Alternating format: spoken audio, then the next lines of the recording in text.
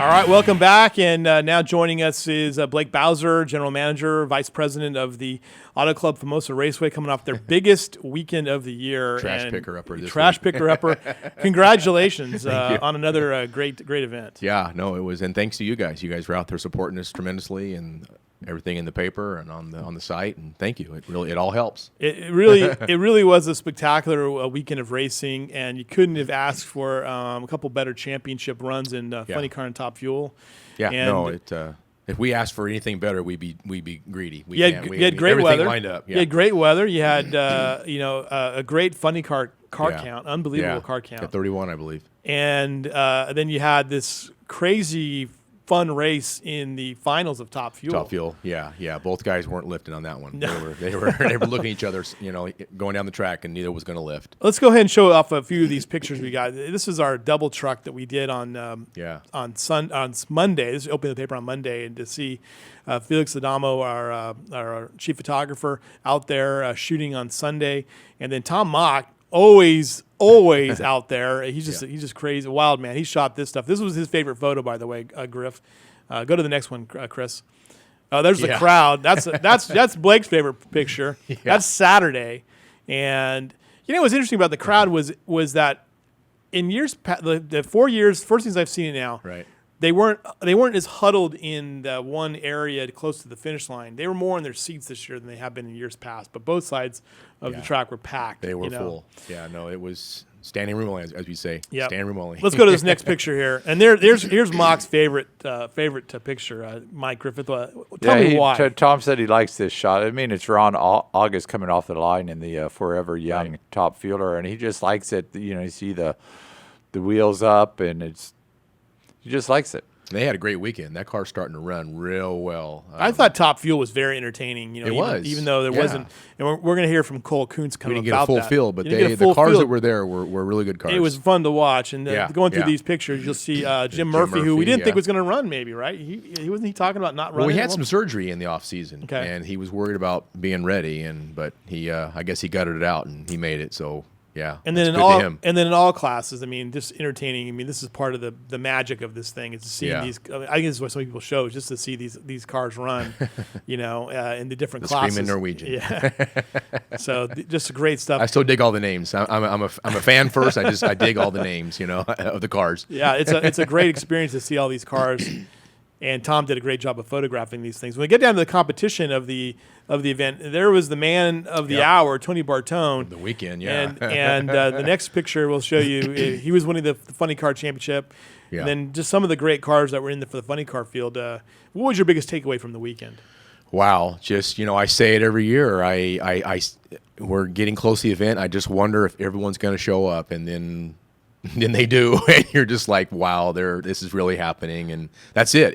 I am floored every year at the response that we get of cars that attend. Of course, we know who's coming in the cars because they pre-enter, but the spectators, we see some pre-sales, but you just wonder, are they going to show up today? Yeah. You wonder, and you look at the parking lot, and gates open at 7 a.m. I was and telling here they you come. that I was over I like to shoot my video over in the VIP section. Yeah. And it was amazing to see how many Australians were there this year. Yeah. And I know there's always yeah. Oh my gosh, man. Yeah. That was probably our best attended country, if that's that way. Australia, New Zealand. You mentioned Germany earlier. Yeah, they were there in full force. We're seeing drag racing pick up in Europe a lot, so we're going to see in Australia the nostalgia funny car scene is just blowing up. Graham Cowan has purchased about 8 funny cars. Wow. The cars that do real well over here. Steve Pluger sold all his cars to him, and they take them over to Australia and put on a touring show. So it's really exploding over there. I think I've seen now like MAV TV showing like Australian and New Zealand, drag racing and the events. European League is picking up a lot too. So well, the nostalgia hasn't got quite there yet, but it's going to. I bet it's something that you can definitely tell these guys were into it. I mean, they're here to win. Well, the races are, and the fans are here to watch a good drag race. Absolutely, they're taking a lot of time off, traveling a long distance, and they deserve it. Speaking of a great drag race, let's go ahead and let's show the bracket here. James Day, the defending champion, Steve Densham in the final. Densham's going to get the win here. Let's go ahead and show that video of that final race there. And the teacher's pet car, right? Tuned by Gary Densham, right, Mike Griffith? Yeah, Steven's dad, longtime drag racer, actually drove that car out here at Famoso. One of my favorite cars back in the day. Well, a car like that. This Yeah. is kind of a replica car. Let's be serious here. But it pretty much looked like that. And Gary Dincham was an auto body shop instructor down in Southern California, maybe Long Beach, I believe, and that's why the name Teacher's Pet. Yeah. Right. It's a beautiful car, and Steve's always been on the cusp of winning this thing, and has never kind of got there. Right. And James Davis kind of the outside looking in there early on in qualifying. Yeah, Steven's been always a strong runner, as he said. There's always been something go wrong. Parachutes come out, and never makes for a quick run. Mag goes bad, so. He's a little late on the light here, I think. His reaction times this weekend weren't good, but the car had the performance to get past, overcome the whole shot by day here and get the win. So I think it also speaks to how competitive that funny car field is. I mean, we haven't seen anybody totally dominate it yet. So, I mean, there's 31 cars there, and any one of those cars could have won that race. Richard Townsend ran well. A lot of guys are really picking up the pace to keep up with these guys, and it's really John Hale performed well. He did well in qualifying, obviously, and you're not seeing back-to-back winners in funny car. There's no Bartone in funny car. And here's the race, and Densham. It was a good drag race. It was a really good drag race for sure. All right, here's Steve Densham talking to Mike Griffith at the end of the race. Go ahead and take that video, Chris. Today we went 73, 71, 69. Couldn't ask for a better car, couldn't ask for a better team. My dad was tuning, he had everything set up perfect, and it just, Dad always said these things should look nostalgic, be nostalgic, so everything in it's how it was when he drove the cars back in the 70s. So he's got a pretty good idea on what it needs and had the tune-up set perfectly. And Steve Densham with the win there in funny car. Let's now go talk about Tony Bartone. And Tony Bartone, in any level of sports you want to talk about, I mean, the guy has been so dominant and so incredible. Give me your thoughts, Blake, on Bartone. I think he's won now either 23 or 24 consecutive races. After rounds. the March meet. Yeah, rounds. Yeah, I don't know. You talk about undefeated football teams or whatever. This is history right here. I mean, he is just flat on a roll, and I don't know who's gonna. I mean, you see in the video coming up, Adam got out on him and he legged it out, but I mean he expired the entire motor trying to hold off Bartone, and Bartone did too. But that's what's happening. These guys are having to actually just kill their motors to compete with Bartone right now. What do you think it is that sets him apart? I mean, I have one thought is that one, he's incredibly fit, he is. and handling that car. And he can drive anything. Yeah, exactly. I mean, he's driven nitro funny cars. He's driven alcohol funny. Still does front motor car, and he can drive anything. He's just talented. Griff, what's your takeaway on Bartone and what's going on with his career? Whatever they've done here, they've got the combination down. This thing makes all its ET in the first 1,000 feet of the racetrack. It is flying.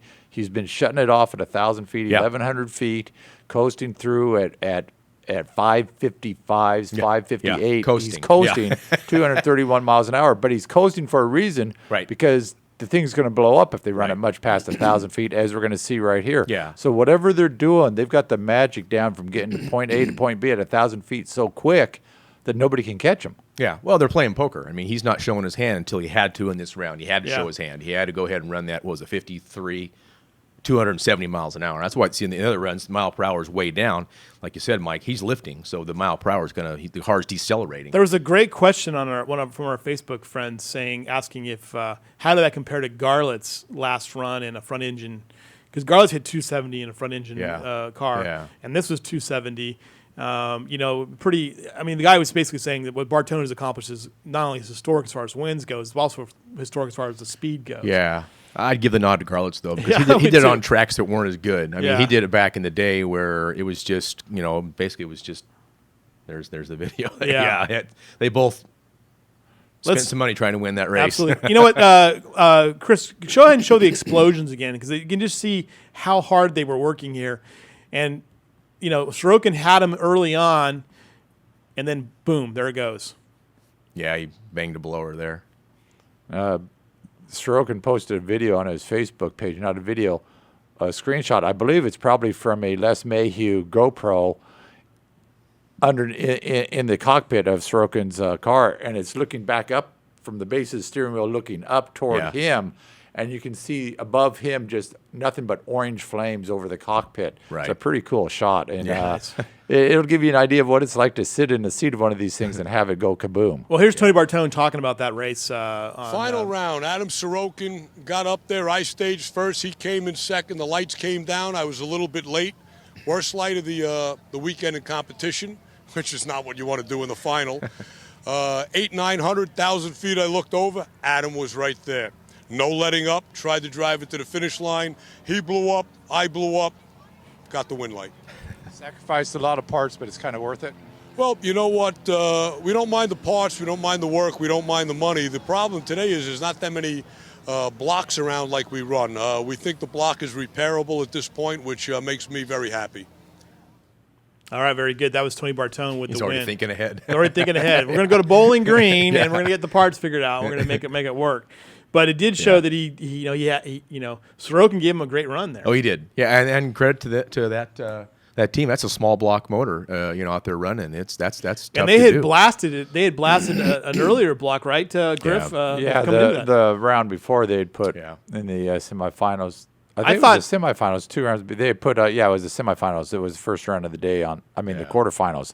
They put 2 rods through the side of it, and it was well ventilated. There was some thought that is maybe a not repairable block. Maybe he wouldn't be able to be there, in the finals because he came around kind of a little bit late. Yeah. So, Yeah. but he ran a great race, that's for sure. A big weekend for Kern County drivers too. Let's just hold man. this up here. Jason Barta, we mentioned our driver of the week, winning in NE1. Jeff Kreider winning in NE2. Both from Bakersfield. Joshua Wagner, who is the grandson of Butch Hedrick, who we interviewed, by the way. You can follow that video on our YouTube channel. Yeah. But Josh Wagner of Wasco winning in Hot Rod, and Keith Moravich of Moravich, Bakersfield winning in A-Gas. Great weekend, huh? Yeah. And Keith, he's over there making asphalt at Granite Construction right now. So that's his real job. And good for him, man. Okay, now we got a quiz for you. Okay. You might know this already, but we're going to throw this at you. What was our most popular video we posted this weekend? This is all via Facebook, oh my right? gosh. All right, here we go. I have a. You have a good idea, probably. Is it Tony Bartone winning the Top Fuel title, Mr. Explosive interview, the Few Altereds, the Fighting Irish Backup Girl, which, show the video for a second, Chris. It makes a certain amount of sense. I mean, they had it figured out when it came to having a backup girl in there with the outrageous costume. Well, absolutely. This is what it's about. This is what That's it's a about. backup girl. Or is it Steve Densham winning Funny Car? Which was the most popular video of the weekend? How long is the video? It's a minute and a half. It's well, if you had to edit it, then it's probably Mr. Explosive. Whoa, no. Okay, here we No? go. Ready? Really? Play it. Play the most popular video of the He's weekend, probably Chris. a 10-minute video Yeah. anyway, so that's probably why you didn't use it. Fuel Altereds, huh? Fuel Yeah. Altereds. I tell you what, this is catching on, man. It's Ron Kraft, the drag strip manager from Salt Lake City, was there, and they're booking in these guys for their show, and the News in Boise want to run them, so it's going to be a class here pretty soon, I think. So you think this is something that we're going to see, Yeah. big time? Yeah, I'm confident of it. I really am. It's going to be. It's we are seeing some of the decline in Top Fuel, and obviously with Bartone's dominance, there's a lot of guys just going, well, I can't race with that guy, Right. So we're going to see a little more of a drop off in front motor Top Fuel, but I think the Alters are going to kind of keep some nitro burning at the track for a What while. do you think about that class, Mike? I've always liked fuel altereds, but then again, most of your older drag racing fans have, because back in the day these were short wheelbase, wicked, mean, nasty cars to drive, and you never know if they're going right, left, straight. The wheels are coming up, and they're we just saw all fun to that. watch. Yeah. Two quick videos I want to play though, talking about the same issue. Cole Kuntz talking about the Top Fuel field that we had on over the weekend, and should it be as big as it is, or is it the right size? He's kind of on the fence on it, But let's go ahead and hear Cole Kuntz's thoughts on case this. for both. Here we are Sunday morning. We've got 8 cars left. Those are the 8 that should probably be in the show anyway. You have to understand that the concept of bumping is not really what it was. Even like the Indy 500 in the old days, the second biggest motorsports event was pole day for the Indy 500. Now you've got 34 cars trying to get into a 33-car show. It doesn't matter. It's a formality. But yes, 8 cars would be tighter. And some of the best races here were 13 cars trying to get into an 8-car show. So I'm on the fence. I think it could go either way. I enjoy it regardless. Yeah, so interesting ideas there. I mean, I like to see. I love Top Fuel. I mean, I love watching it. I love to see a full 16 car, Sure. show. That'd be fun to see. But is that realistic? We're definitely at a crossroads right now. Crossroads, We right. definitely are, and it's just we're sort of just hoping we can get some more cars to show up and make it a 16-car show. But And then really, the other thing, too, that I wanted to mention is that this wouldn't have really been possible without, well, it wouldn't have been possible, but, I mean, it would really help the fact that Jim Mayer and Good Vibrations Motorsports stepped up. And let's just hear this soundbite real quick from Jim Mayer. We caught him in the midway. This Good guy was Vibrations working the whole Motorsports, weekend. the event sponsor. How you doing, Jim? I am doing wonderful, better than I deserve. Now, you decided last year to do this. Why? I think the biggest thing is the racers and the fans, especially the international ones. They plan their vacations to the United States around this event. That tells you how great and important this event is. So it just makes sense for us to come out here and hang with them and showcase our products. And there he is. And so he was actually, as he was saying, hey, I'm doing a lot of soft sales here, but we're having a great time. And, they and were. It was huge. For and they had a really cool booth, very interactive. They had a Christmas tree there. You could practice reaction times. They had a cell phone charging station. Just go up there and charge your cell phone for a while and hang out. So, and of course, obviously their reps and their products were all there. You could talk to them, and he was probably the most interactive booth out there. It really was incredible, and I wanted to race Griff on the Christmas tree. We didn't have time, so we had to get our cart back. But unbelievable. Coming up this weekend, the Summit Series. Yeah, I know. Test and tune Saturday and Sunday, and then we'll talk about this more next week. But the March 21st and 22nd, the NHRDA, this is the diesel racers, are going to be out there, and that show ended up being kind of a surprise hit last year. It was, yeah. It was a surprise to us. Now they kept telling us it's going to be a good show, We never had one before, so now we understand it. And it's going to be a good show. A lot of black smoke will come out of that thing, but it'll be fun to see. All right, thanks a lot, Blake Bowser. Congratulations on another great March meet.